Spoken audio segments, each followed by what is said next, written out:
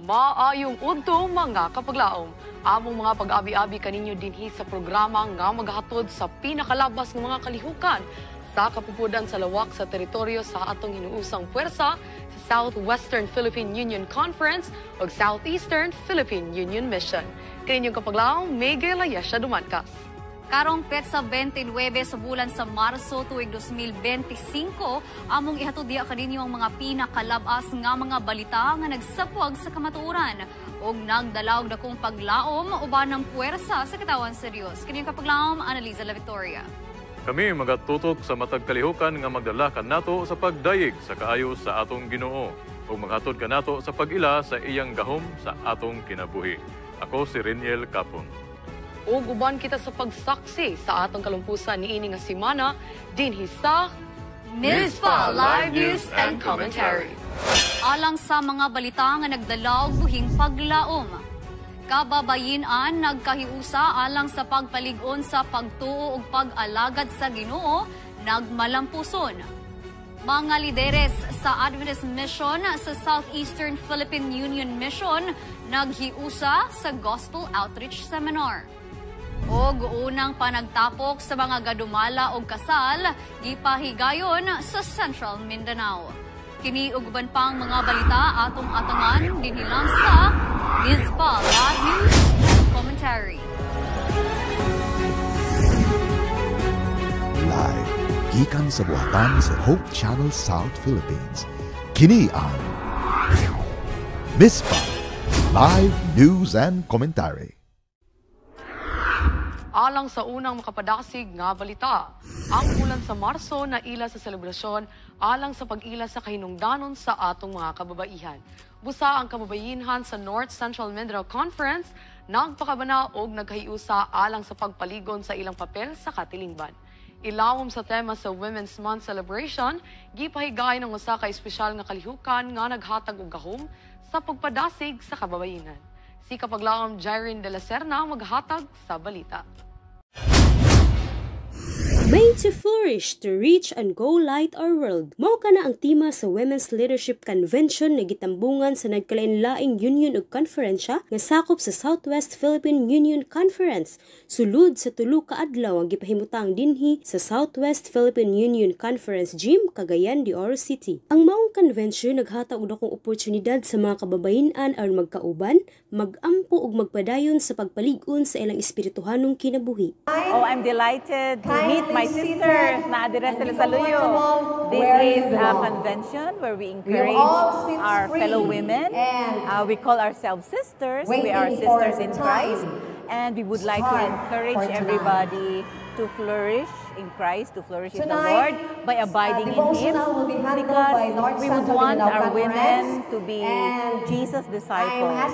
And also being Jesus disciples, they also make disciples for others. Tunay mga 151 ka mga delegado as of now na kani nagalangkob sa tibuok union sa South Philippine Union Conference. Ako nagapasalamat nga ang mga kababayan-an andam mo participate kaubanan sa mga iglesia sa pagdaog og hamiling kalag. Og I know that in our time, and I hope that in our time, mahuman ang buhat sa Ginoo, makapamauli na kita sa langit nun nga puloy-anan. So women are made to flourish, to reach the world, be the light of the world. Apan dili lang ang mga leksyon na gikan sa Dios ang gihatag. Ang mga musika usab nga usa sa mga haligi sa women's ministries nga kini naghatag og dakong kahulugan sa kasing-kasing sa mga kababayen-an. Ang mga kuro ug mga awit nagdasig sa tanan, naghatag og kusog ug inspirasyon. Ang ikaduhang hugna sa mga convention mo ang ethnic dance. Sa pagtan-aw sa mga tradisyonal nga mga kasuotan, magpakita ang mga kababayen-an sa ilang mga talento. Ilabi na sa pagsayaw sa katutubong sayaw ug paghimo og representasyon nga nagpakita sa kahulugan sa kultura nga ilang girepresentahan. Bisan pa sa kalisod sa panahon, nagpadayon gihapon og kadasig sa mga kababayen-an sa pagpasundayag sa sining o kultura. Ang Women's Ministry Department ay pasalamat sa tanan nga mitambong ug nakigbahin sa pagpasundayag sa mao nga kalihukan. Kini nagpamatuod nga sa pagsabot sa kultura, nagkatukod kita og lig-on nga panaghiusa. Hangtod sa sunod nga kalihukan, magpadayon ang Women's Ministry sa pagpanguna sa maayong kalihukan sa atong komunidad. Kini si Kapaglaom Jyrene de la Serna alang sa atong MISPA Live News and Commentary. Daghang salamat Kapaglaom Jyrene. Kudos sa kaoptik sa atong mga kababaihan, ilabi na sa mga buluhaton sa pagpalapad sa pulong sa Dios. Gikan dinhi sa Southwestern Philippine Union Conference, adto ta mga higala sa Southeastern Philippine Union Mission. Mga lideres sa Adventist Mission nagkahiusa sa Gospel Outreach Seminar. Aniya si Kapaglaom Laika Atienza maga-report. Ang Gospel Outreach of the Philippines nagpatigayon sa seminar nga ginhiwat diri sa General Santos City nga kung sa diin nagtililipon ang mga Adventist mission leaders sa nagkalain-lain nga misyon sa Southeastern Philippine Union Mission. We praise God for the successful Gospel Outreach Seminar that we have just finished here in Southern Mindanao Mission. We thank you for the speakers that have inspired our workers as they move back to their place of labor. We pray that God will bless all our gospel outreach in the whole of Mindanao, but the whole of the Philippines. Isip mga missionary, dako kay nigtabang kay dugang namo nga makapunan o dugang kaalam namo nga ipagpalambo sa buhat diining kapanahonan karon nga diin hapit na mubalik ang Ginoo. We are delighted that we are here today at the headquarters of Southern Mindanao Mission in General Santos City for the Gospel Outreach Missionaries Training Seminar. Gospel Outreach is a supporting ministry, an organization composed largely of retired workers and brethren who are seniors in different parts of the world. And let's pray that the work of gospel outreach will continue to spread the gospel through their support that is being done and through the workers who have dedicated themselves to accept and committed to become part of the gospel outreach missionaries being sent to different parts of the world. May we see the work of the Lord finished soon. Iniisa ka dakong panalangin ni ini nga seminar kag nagalaom kita nga mas madamo pa ang makabaton sa paglaom ni Ginoong Jesucristo. Gikan diri sa General Santos City, ini si Laika Atienza nag-report para sa MISPA Live News and Commentary. Pinaagi ni nga panagtigom na palig-on ang ilang espirituhanong panaw ug nadugangan ilang kadasig sa pagpakaylap sa maayong balita. Daghang salamat ani nga balita Kapaglaom Laika. Anita mga igsoon sa Central Mindanao Mission. Usa ka talagsaong katiguman ang gipahigayon. Din ang mga partisipante mao ang mga gadumala sa kasal. Ang magapaikag nga balita igahatag ni Kapaglaom Jeneline Ubanan. Kapaglaom Jeneline. Usa sa mga kalihukan sa Family Life Department dinhi sa Central Mindanao Mission ang panagtapok sa mga individual nga gadumala og kasal sulod sa misyon. Kini alang sa hiniusang Wedding Coordinators Orientation. Uban sa CMM administrators isip magsusulti ang tukma nga mga giya alang sa programa sa kasal gipahat sa kalihukan. Busa, gisaysay ni Ma'am Luwili Campañero ang tumong niini. Naghimo kita og orientation para ma-synchronize og mausa ang ato ang programa diya sulod sa iglesia alang sa paghiwat sa mao nga wedding ceremony. Unsa ang mga nahanay nga programa nga based sa Seventh-day Adventist principles sa atong food and sa program and sa attire kay tungod perennial kini nga problem alang kanatong tanan.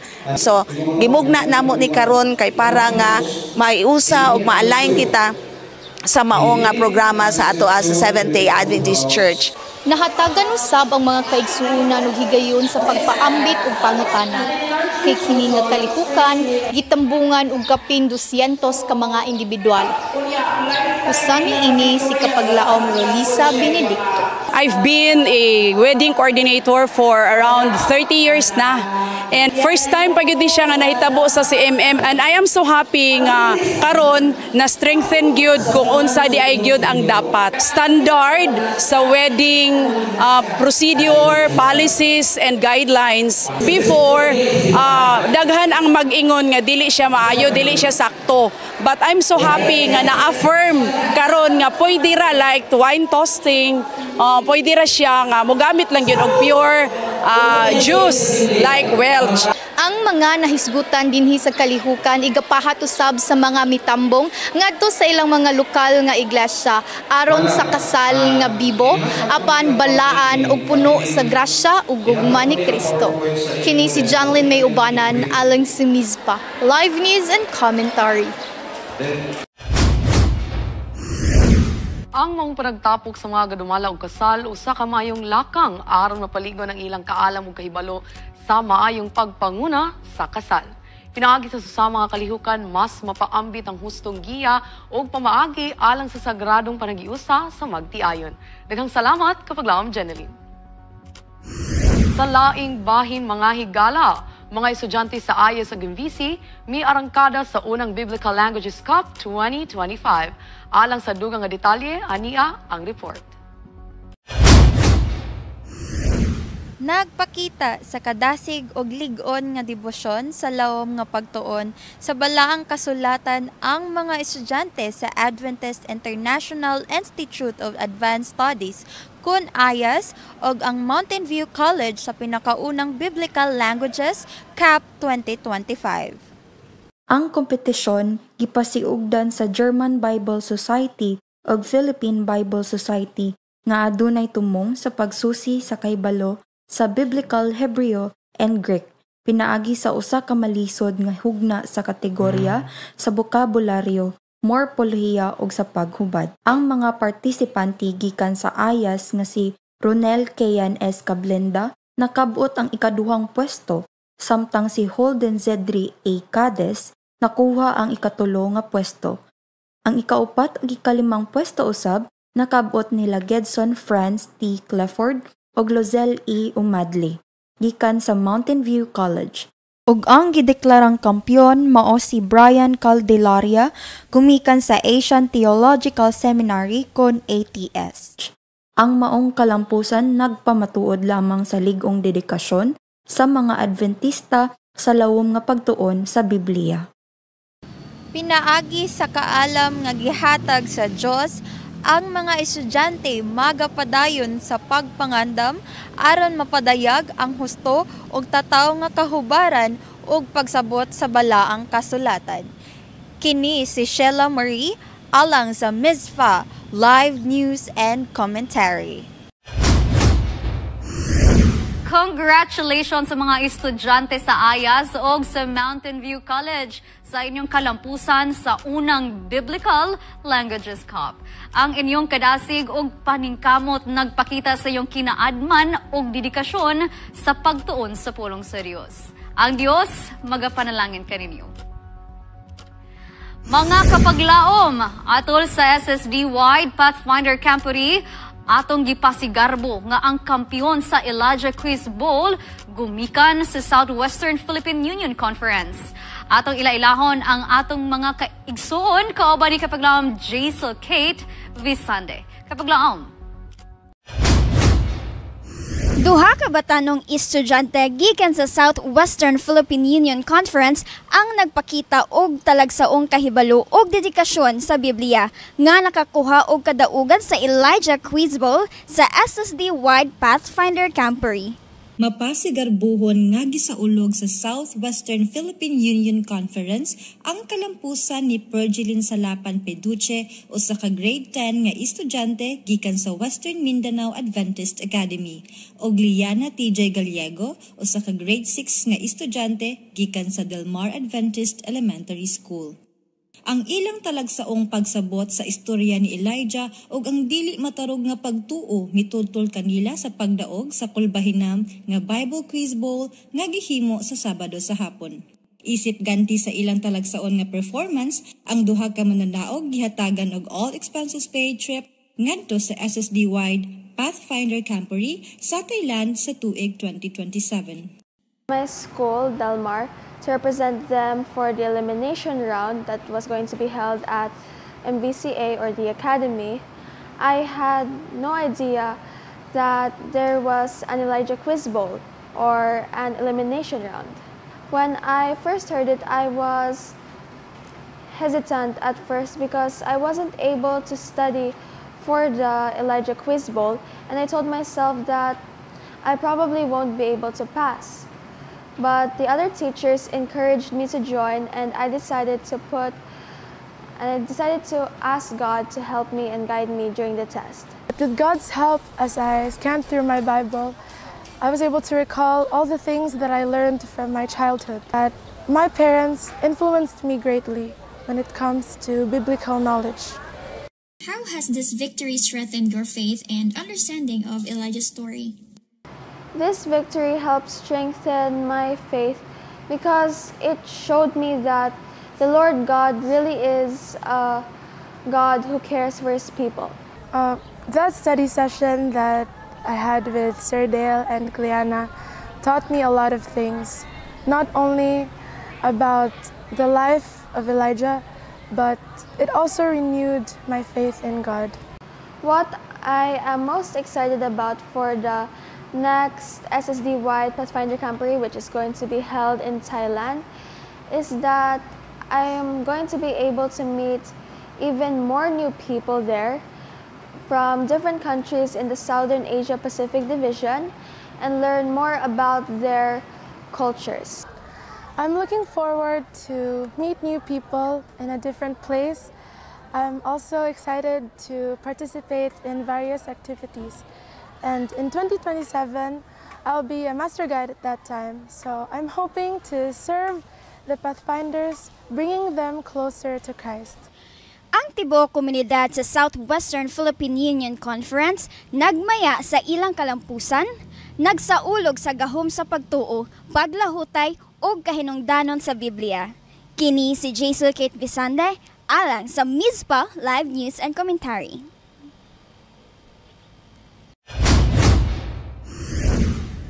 Ang kadaugan sa Southwestern Philippine Union Conference sa Elijah Quiz Bowl usa ka pagpamatud nga ang kahibalo sa pulong sa Dios adunay gahom sa pagpalig-on sa atong pagtuo. Sama ni Elias nga matinumanon sa Ginoo ang kaalam nga ilang nadawat nagapakita sa ilang dedikasyon sa espirituhanong pagtubo. Sama ka usapa, congratulations! Sa pagbalik mga higala, Lakeview Adventist Academy nagpahigayon og SWPUC Achievement Test.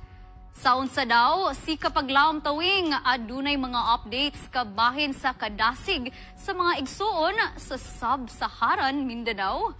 Og Gospel Concert Year 2 gipahigayon atol sa ika-11 nga anibersaryo sa Panimbaya sa Kabuntagon World sa Cebu City.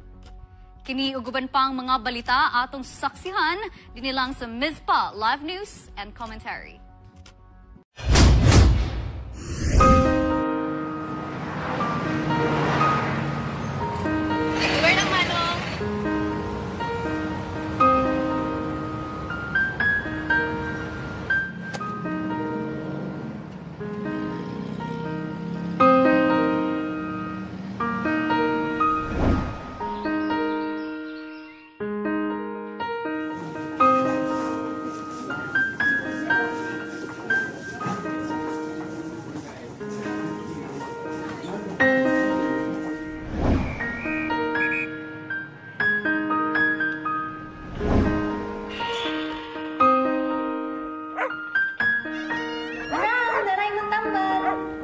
Salamat sa pag-atiman sa ako lang ha.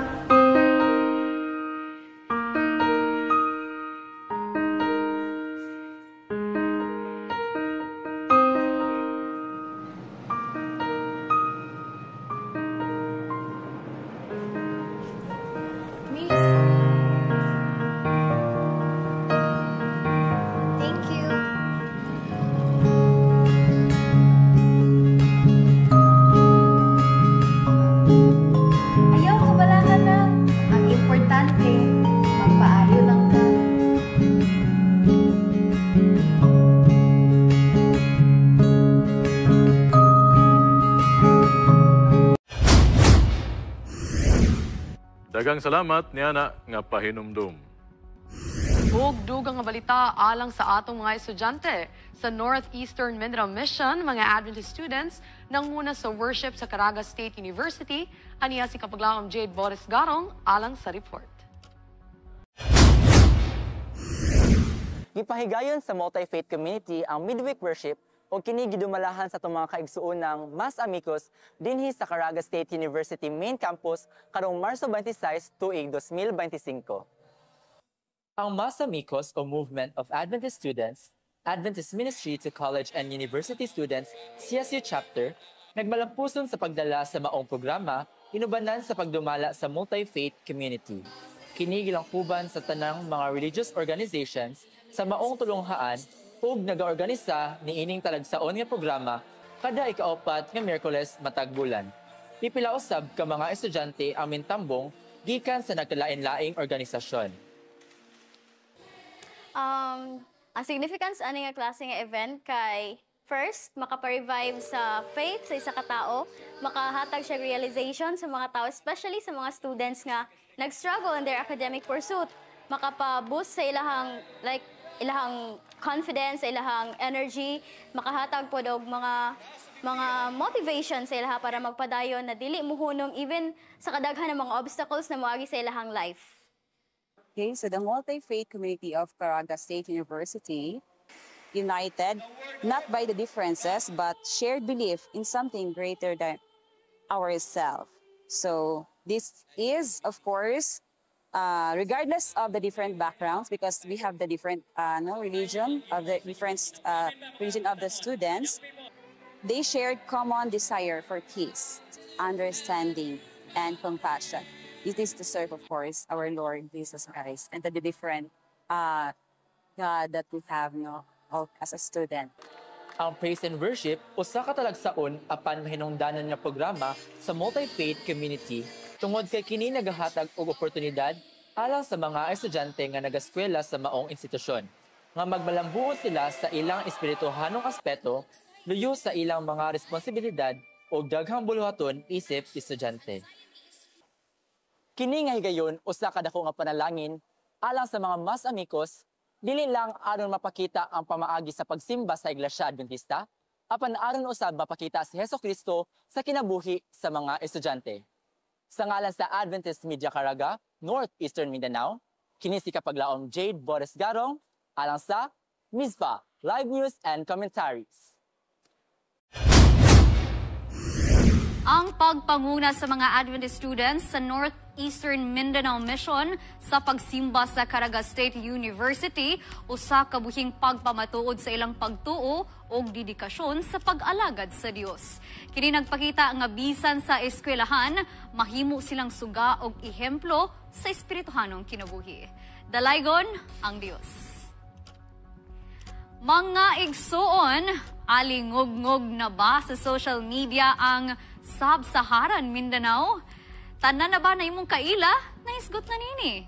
Si Kapaglaom Tawing, adunay mga sugyot aron kita magapabilin nga kalma ang atong reaksyon sa mga negatibo nga issue sa atong palibot. Ato kining sayron dinilang sa Unsa Daw.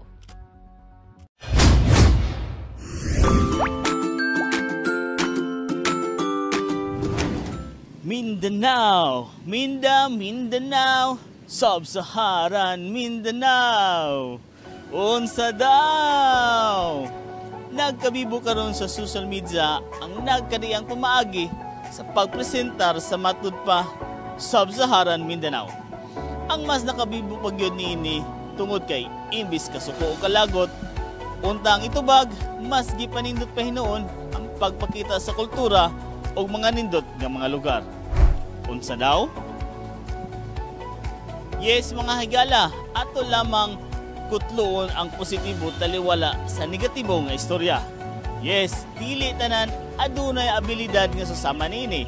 Busa karon ato pangutanon ng atong mga igsuon unsay dapat natong reaksyon sa panahon nga makatagbo kitag sakit o makalagot nga istorya. Bahin ka na to. Let's go. Unsa man imuhang dapat nga reaksyon kung makadungog kag sakit or makalagot nga istorya bahin sa imuha? Ang akong reaction na is kanang paningkamutan lang gyan ni hapon na ako na magpabili nga mapayabsanon. Kay sa mapayabsanon na agad diha ang kalinaw gyud. Makaiwas ta sa kagubot. Oo.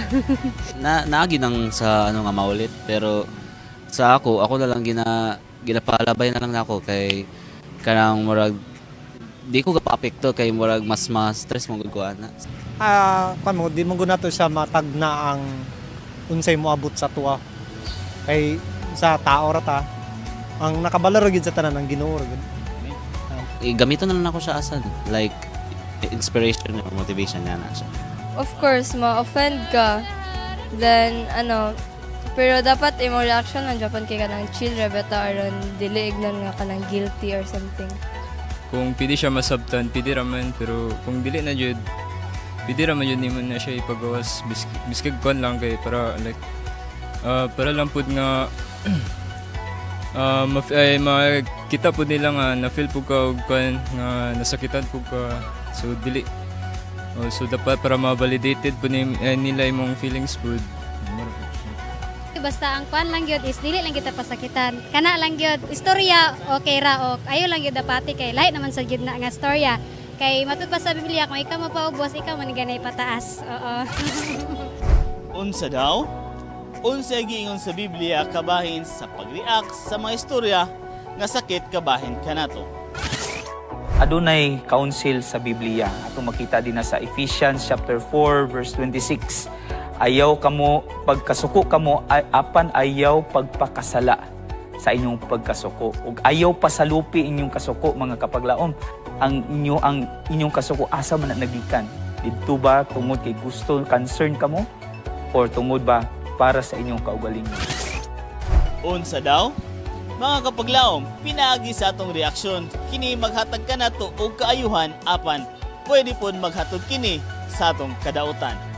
Kini si Tawing Galigo nga taga Sub-Saharan Mindanao, nangutana, unsa daw? Dagang salamat kapaglaom Tawing. Anita sa atong mga balay tambalanan, mga Adventistang ospital sa Pilipinas nagpalapad sa ilang serbisyo sa panglawas aron mas dagang Pilipino ang makabenepisyo sa dekalidad o malungtarong pagatiman sa kahimsog. Alang sa detalye, ania ang report. Nagpalapad sa mga pasilidad ang daghang Adventist Hospital sa Pilipinas aron mapalambo ang serbisyo sa panglawas ug mahatagan ang komunidad og mas halapad nga kahigayunan sa pag-access niini.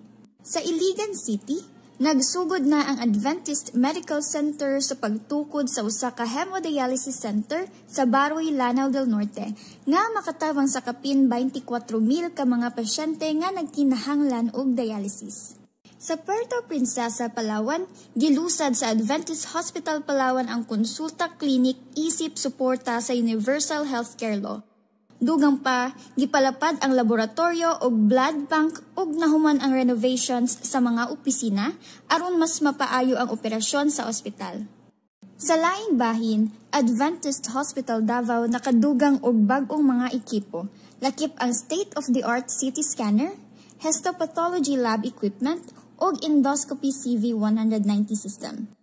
Dugang paniana, nagtukod usab sila og bag-ong isolation rooms ug staff housing aron mas mapaayo ang serbisyo sa pasyente ug kahimsog sa mga empleyado. Kini nagpakita lamang sa padayon nga dedikasyon sa Iglesia Adventista sa paghatag og dekalidad nga serbisyo sa panglawas ug pagpauswag sa kinatibuk-ang kaayuhan sa katawhan. Kini nga lakang usa ka timaan sa ilang pagpadayon nga mission sa pag-alagad ug paghatag og maayong panglawas sa komunidad.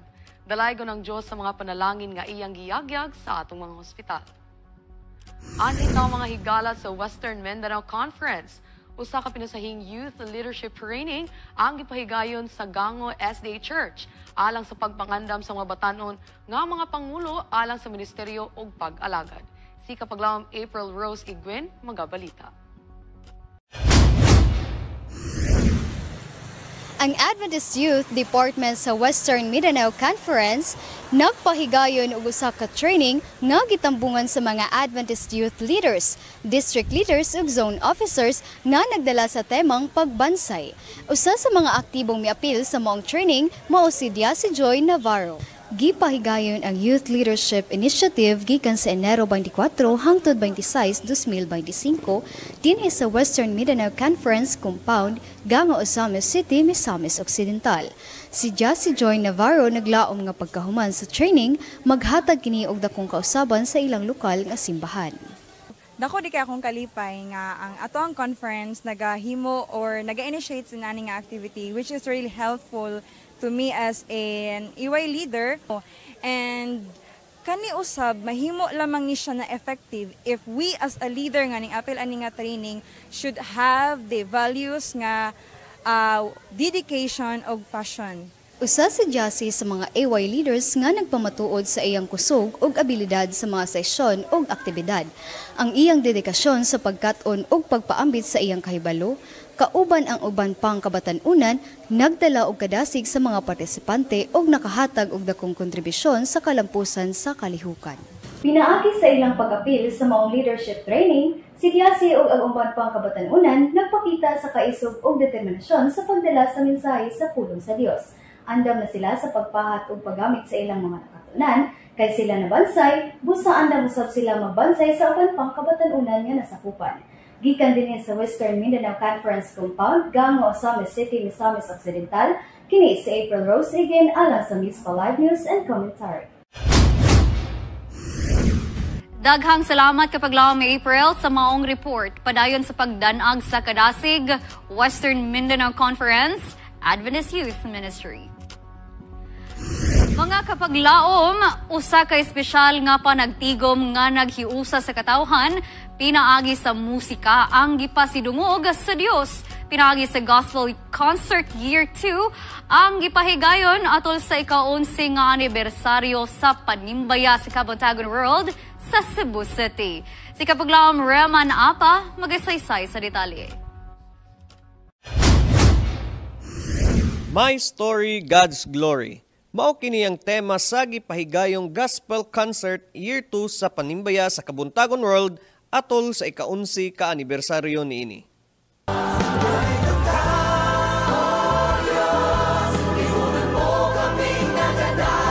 Og kini gisibya sa social media platforms sa Hope Channel South Philippines. Kabahin niini ang tanang host, segment host ug uban pang mga talent sa Hope Channel South Philippines. Ipahato sa bugalawiton ang grupong Life and Soul ug Hope Channel Central Philippines. Tinubungan kini sa mga kaigsunan sa Cebu ug Visayas. Ipahat usab og storya sa kinabuhi ang pipila ka mga host sa Panimbaya sa Kabuntagon World.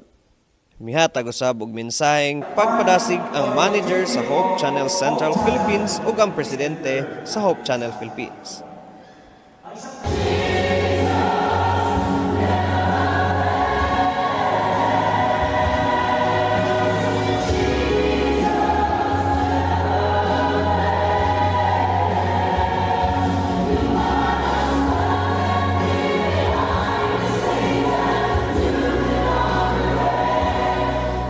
Nagmalampuson ang maong concert ug nahimo kining panalangin ngadto sa mga kaigsunan.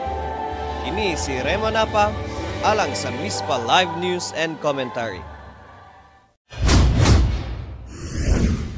Dako gayud nga kalipay og pagpasalamat ang atong mabati sa malampusong Gospel Concert Year 2 atol sa ika-11 nga anibersaryo sa Panimbaya sa Kabuntagon World. Kini nga kalihukan naghatag inspirasyon, nagligon sa pagtuo ug naghiusa sa katawhan pinaagi sa matahom nga musika alang sa Dios. Padayon sa pagdala og gugma ug mayong balita pinaagi sa musika. Daghang salamat kapaglaom Reman. Mga higala ani usa ka sugilanon kabahin sa usa nato kaigsuon. Diin ang mga sermon, leksyon ug mga alawiton sa Hope Channel mo'y naghatag niyag dugang kaalam o kadasigon sa pagpanerbisyo sa atong iglesia. Og nahimong nagmadaugon siya pinaagi sa pag-Bible study o kini nakaluwas sa mga kaigsuonang uhaw sa pulong sa Dios. Din mo'y hinungdan nga iyang gidawat ang santos nga bautismo. Mga igsoon, ani ang sugilanon sa atong kapaglaom. Mario Reyes, dinhilang sa Stories of Hope.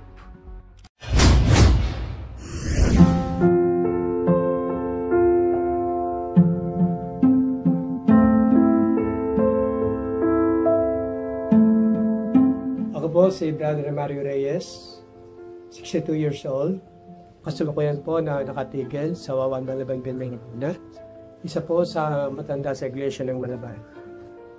Yung self-control ko, minsan hindi ko pigil ang sarili ko lang sa pagsasalita na hindi maganda.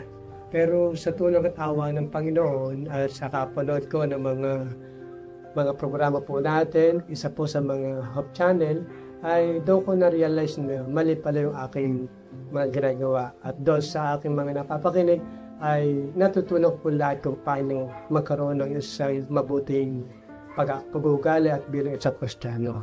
Ang unang-una na hindi naranasan namin ay yung panahon na kami po ay naglilingkod sa Panginoon sa gitna ng mga bagyo na nagdaan, mga nakarampa, na halos hindi namin alam paano gagawin namin.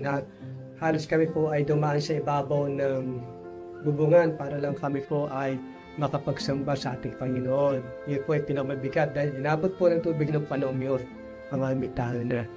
Ang ating programa ng Hope Channel ay talagang nagbibigay sila ng mga pag-asa dahil magito sa mga pusong nalulungkot at maraming problema. Mga sermon, leksyon, at mga awit sa Hope Channel ay nagbibigay sa akin ng dagdag na kaalaman at kasigasigan sa paglilingkod sa ating iglesia. Naging matagumpay ako sa pamamagitan ng pag-aaral ng Biblia at ito'y nakakatulong sa aking mga kapatid na nauuwi sa salita ng Diyos at kanilang tinanggap ang banal na bautismo. Nakapagbigay sa akin ng lakas ay walang iba kundi ang ating Panginoon at yung mga experience na nangyari sa aking buhay. Siyempre po, marami naman Hope Channel hindi ko na po natatanda, basta ako ay nakikinig at patuloy na sinusunod yung mga payo at yung mga sinasabi tungkol sa Biblia. At doon ay natutunan ko naman lahat sa tuloy ng programa, sa tuloy ng Panginoon. Ang masasabi ko at may papayo ko sa kanila ay kung wala man din silang ginagawa, manood sila ng programa ito at ito po ay makapagbigay ng pag-asa sa bawat sa atin sa gitna ng kalungkutan ng mga pagsubok ay meron pong mag-aano po sa atin na walang iba kundi ang salita ng Panginoon. Kaya ako nagpapasalamat po ako sa lahat po ng mga programa ng ditong Hope Channel na kung saan ito yung walang tigil at walang sawa na ibinabahagi ang salita ng Panginoon at inspirasyon na magbibigay pag-asa sa lahat ng mga taong nanunapaypay. Daghang salamat ni Ana nga sugilanon kapag laom, Mario Reyes. Mga higala, alang sa atong latest nga update sa panahon, andam na ba kita sa posibleng pag-ulan o pagpabilin ba ang init nga klima? Ato tanawon ang kahimtang sa panahon karon aron kita makaandam ug malikayan ang mga kakulian. Ani atong weather update kauban si kapaglaom Ayesha dinilang sa Mizpah nahon.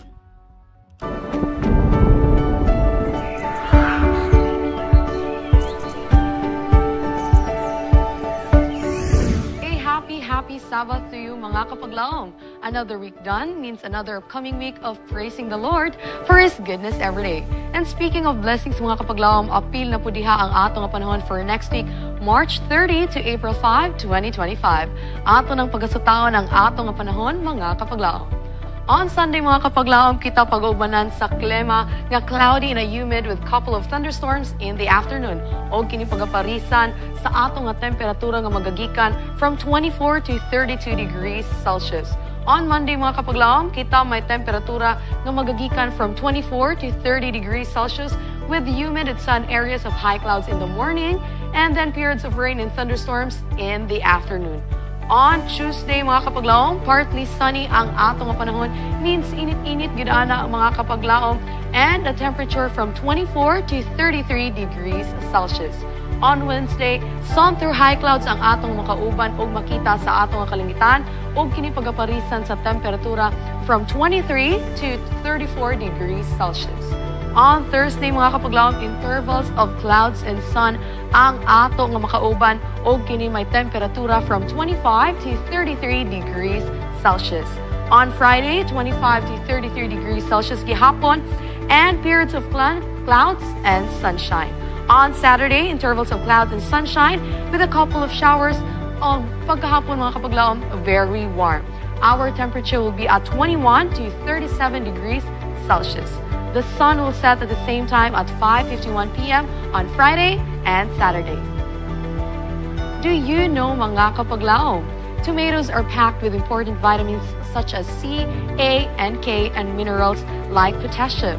They contain the lycopene and antioxidant that can help lower the risk of heart disease and some types of cancer.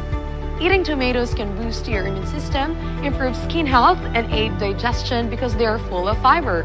They are low in calories, making them a healthy choice for any diet, and can be enjoyed in many ways, like in salads, sauces, or juices.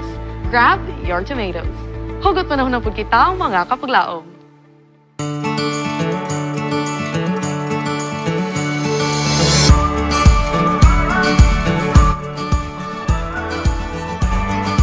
I love you is a sentence that many people can easily say, but only few can truly prove. So mga kapaglaom, let us wait for the time when it is truly proven before we believe. While waiting, let's continue to love and praise our Heavenly Father who has shown and made us feel loved in so many ways. Kanyang Miss Manahon, Mega Layasha Dumankas.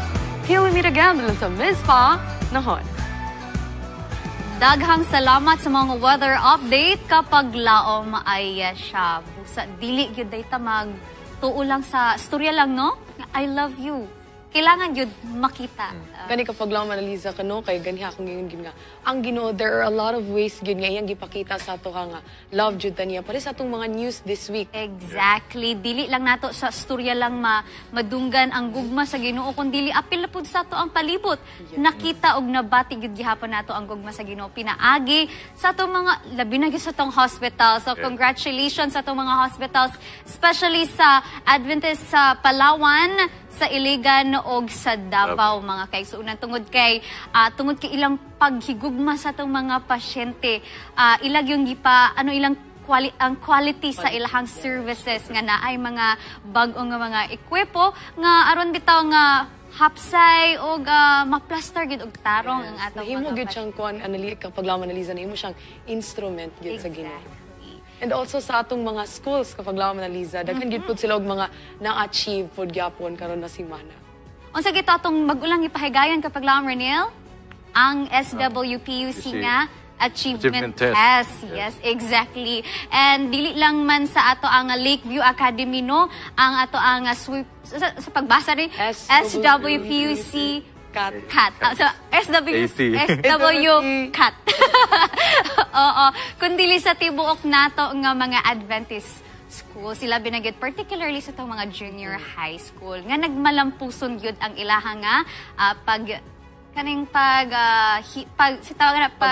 take sa ilaha nga test. And speaking of students, kapag lang Liza, ato pong i-congratulate ang katong nag-appeal sa first Biblical Language, yes, Biblical Language Cup. Gikan yun proudly from Ayas and Mountain View College. No nga, usagid sila sa nag-lead sa ato ang naipakita gid nila nga ang ilaha bitang gahom, ang ilaha bitang paghimo ni inidili lang sa ilang kaugalingon, kundi dili na agyud ang gahom sa Ginoo nagpaluyo sa ila kay dili lang ta second, dili lang ta third, kundi third and fourth mga kapaglaon naupat na gyud. So congratulations sa ato mga tanang mga estudyante sa ato nga Adventist academies and colleges. Kanunay lang yun nato ipakita nga ang gahom sa Ginoo buhi basta ato lang yun ubanan sa atong pagtuo, pagsalig og ang wisdom sa Ginoo maanaa sa atong mga estudyante. Og kapag laman ato rin po i-congratulate ang atong very own Ayesha! Ugma na yun! Ugma na yung graduation! Congratulations! Asa man mga tumi? Bantay-bantay lang. Bantay-bantay. Hint lang ni. Congratulations po sa itong mga Mindanao Mission nga mga mga soon-to-be graduates. Ug mao kadto ang atong nakalap nga mga balita. Atong nasaksihan ang nagkalain-laing mga positibong balita ug mga sugilanon sa paglaom. Kini ang inyong ubos nga igsoon, Reniel Capon. Sugilanon nga makahatag kanatog kadasig ug kaligon sa atong pagtuo. Kini yung kapaglaom Manaliza La Victoria sa kanunay nang hinaot nga mga punong sugugma magpatigibabaw sa matag usa kanato. Ang Ginoo magawan kanimo og kanako samtang kita magapadayon sa paglawig aning biyahe sa kinabuhi karong tuig 2025. Pauli sa atong matuod nga pulayanan kini yung kapaglaom Miguel Ayesha Dumancas. Ang sa sunod higayon, may our Heavenly Father who watches over us. Watch over you and me till we meet again here on Mispa Live News and Commentary.